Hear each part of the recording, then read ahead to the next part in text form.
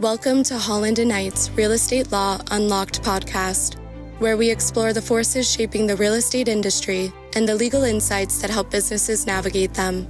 From development and construction to financing and operations, our lawyers share practical insights drawn from their experience advising clients around the globe through every market cycle, helping you navigate complexity, make informed decisions, and move projects forward with confidence.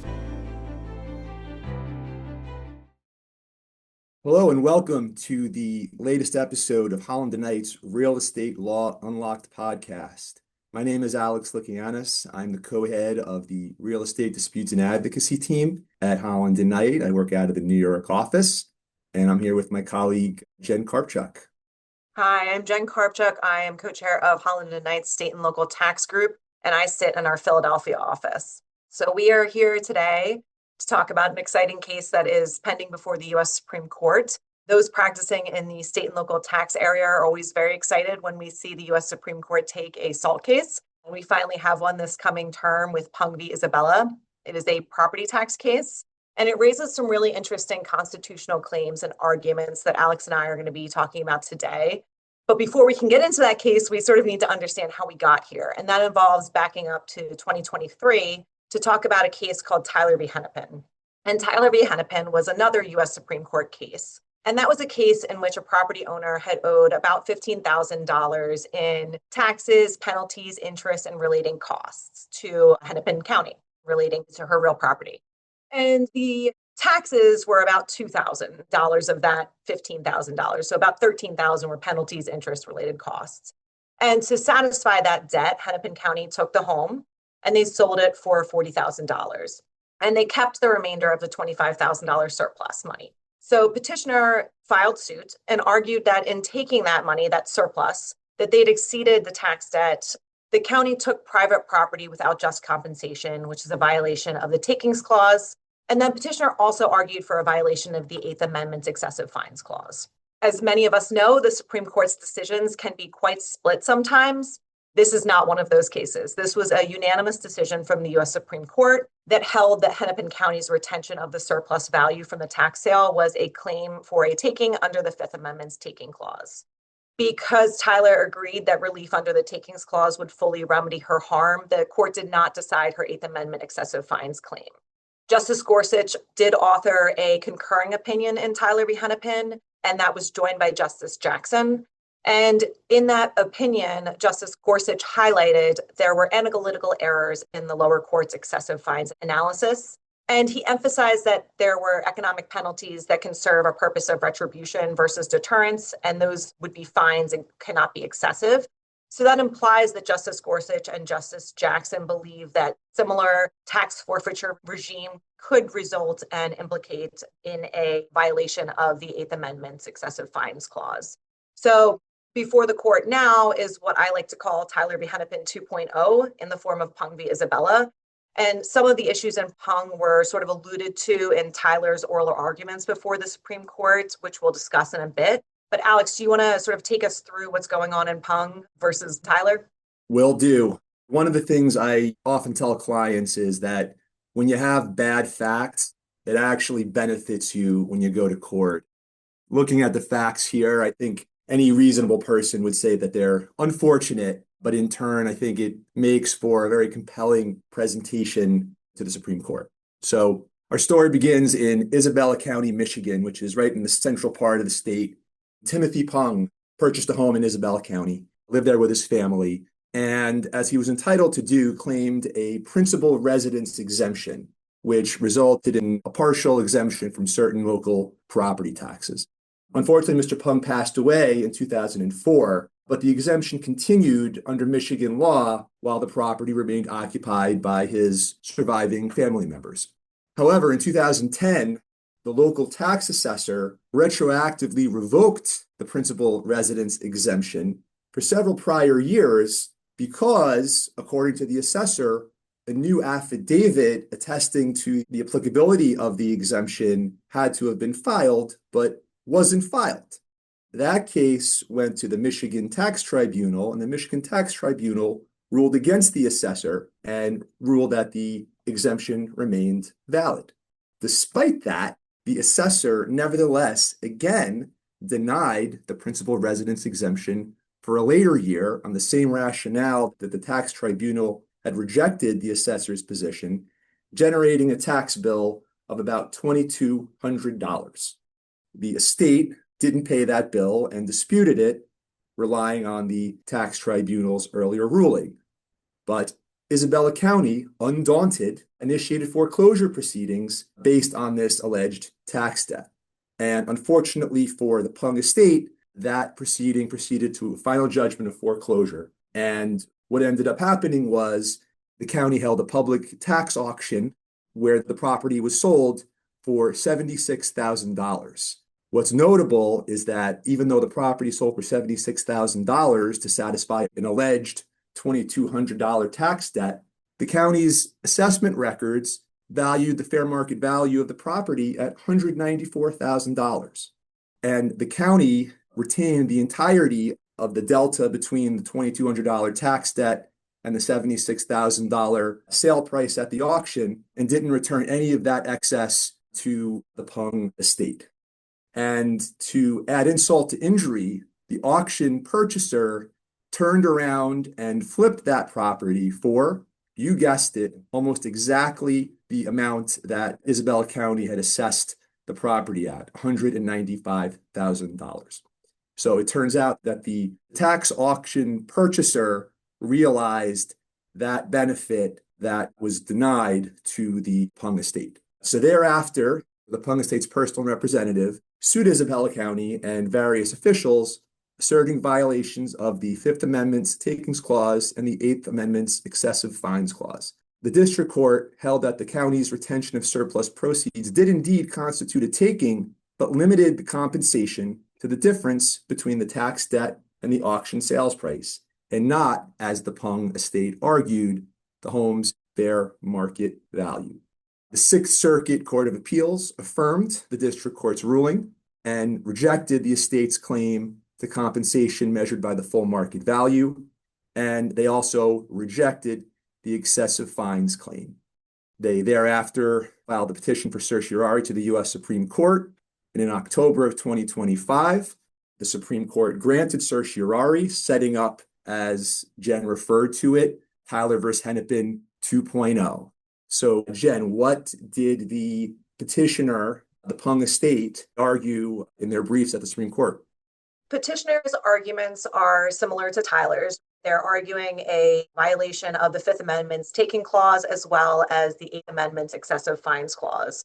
And for purposes of the Takings Clause, they are arguing that the Constitution requires just compensation, and that just compensation is measured by the owner's loss, which is the fair market value at the time of the taking, plus interest, not the proceeds that are realized by a forced auction sale.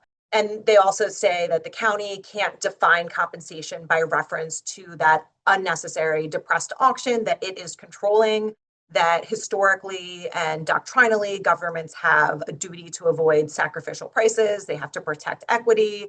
They can't seize and sell more property than necessary to satisfy a debt. So oftentimes these auctions have low attendance. They're set at below market value rates. They usually sell for below market values, as we clearly see with Pung. And then the petitioner's other argument is that under the Eighth Amendment, excessive fines, the county's forfeiture operated as a punitive fine because it imposed a substantial economic penalty to deter or punish non-payment, which was well beyond any remedial purpose.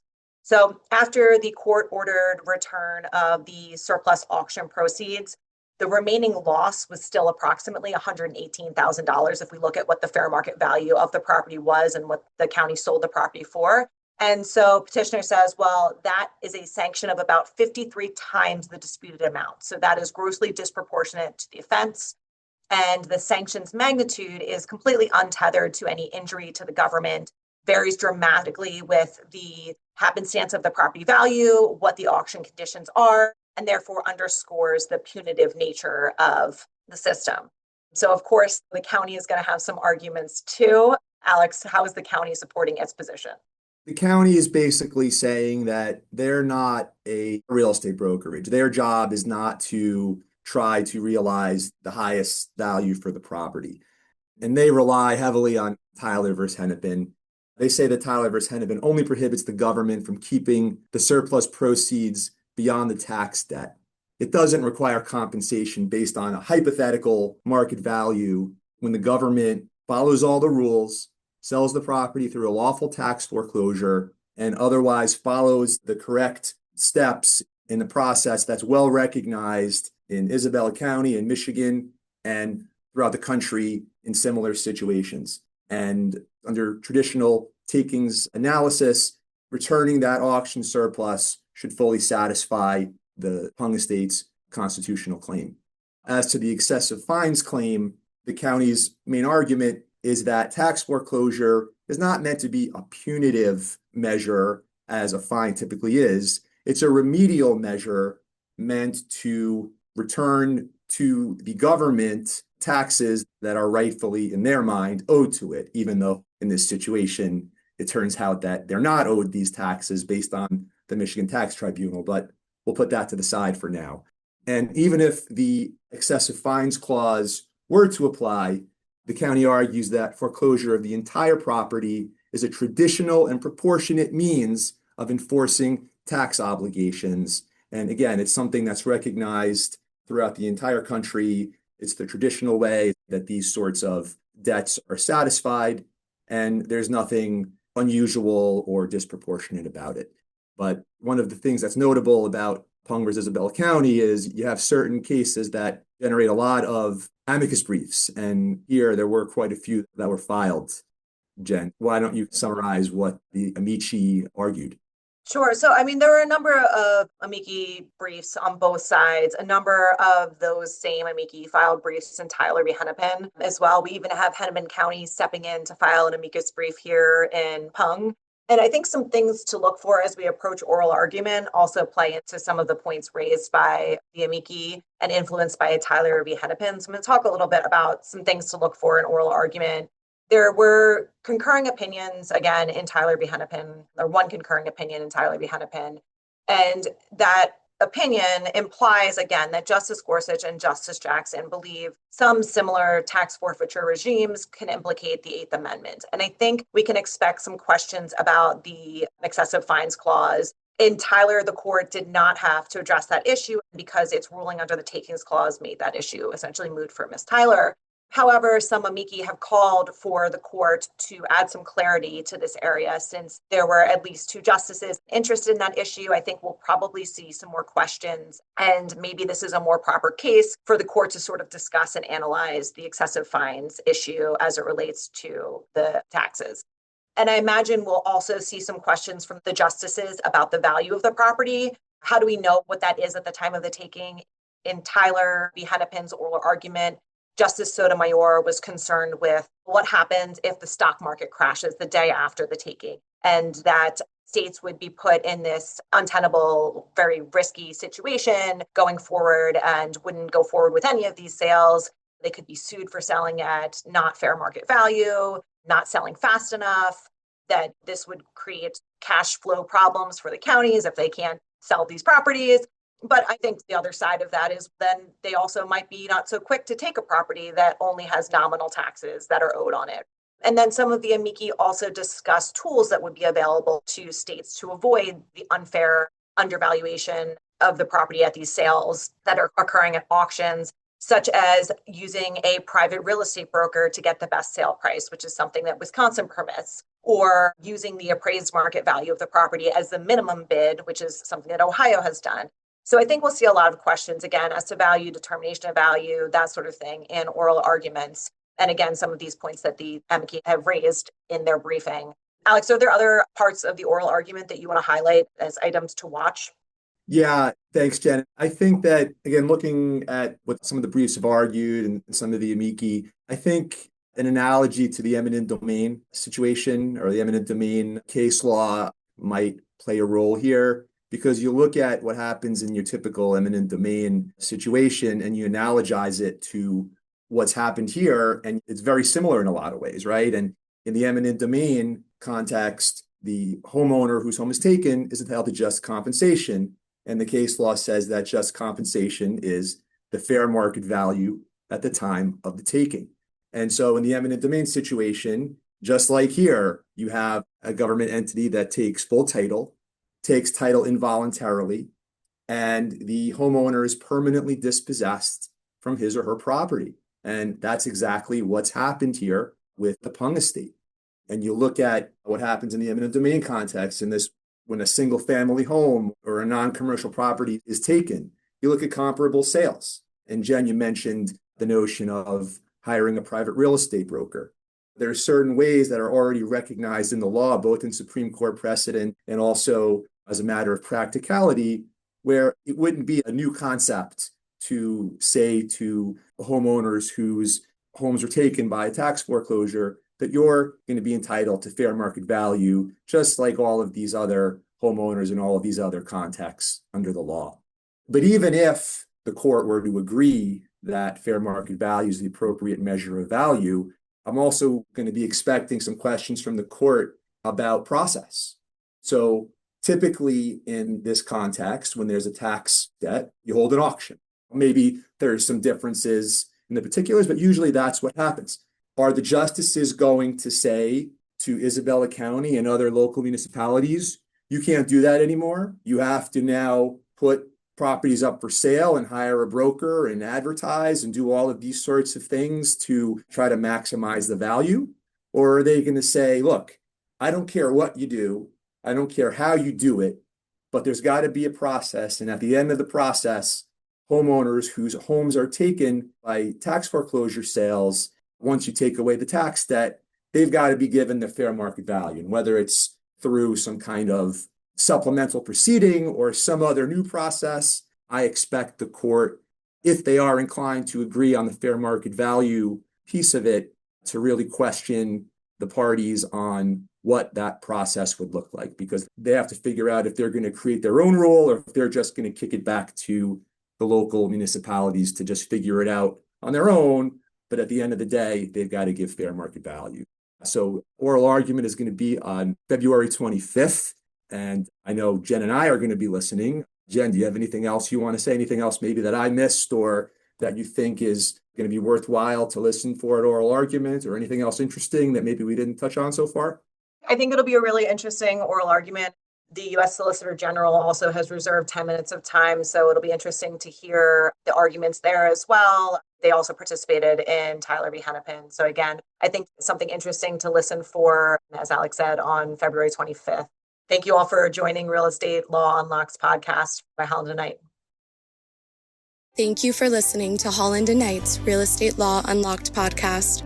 As one of the most comprehensive real estate practices in the United States and a team that works seamlessly across industries and borders, we help clients advance their goals at every stage of the real estate life cycle. To learn more about how we can support your next real estate venture, visit hklaw.com/real estate.